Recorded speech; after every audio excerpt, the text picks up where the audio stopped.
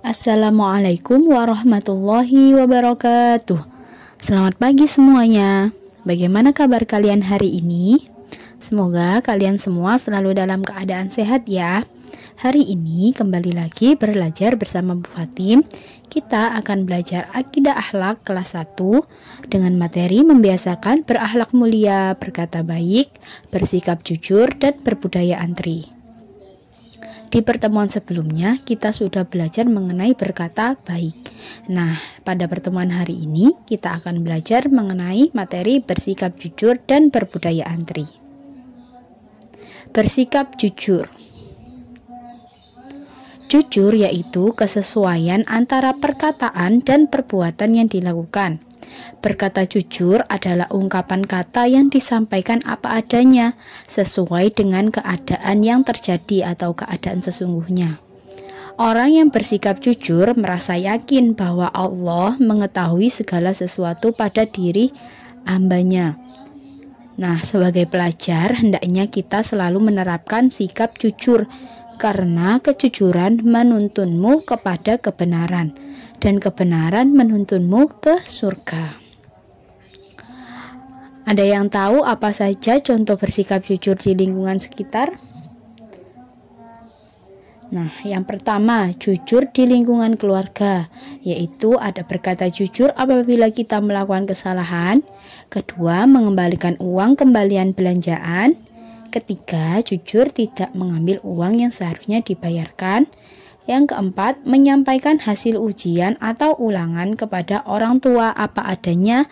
Dan yang terakhir, tidak berpura-pura tidur saat dinasehati orang tua. Itu adalah contoh bersikap jujur di lingkungan keluarga.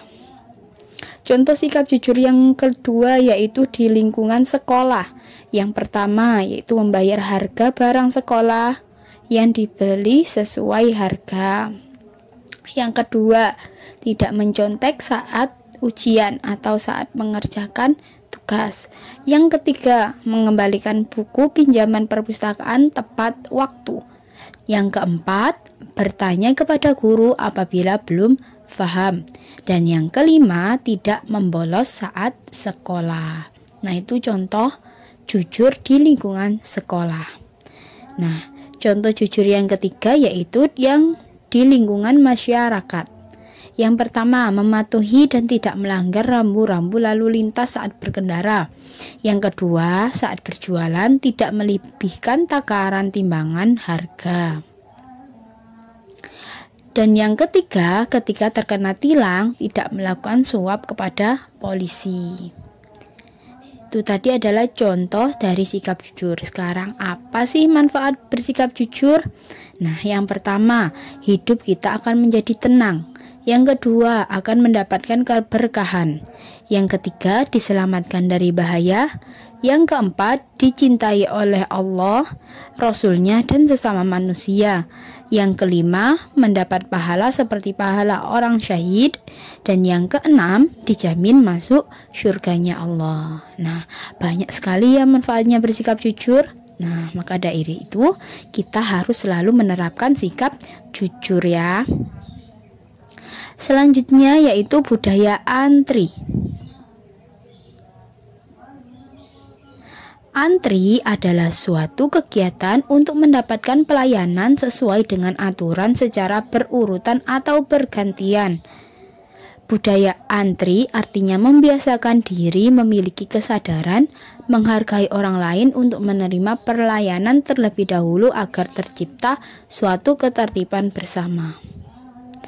Budaya antri merupakan adab Islam dalam menjaga keharmonisan masyarakat dan terhindar permusuhan dan perpecahan dalam masyarakat.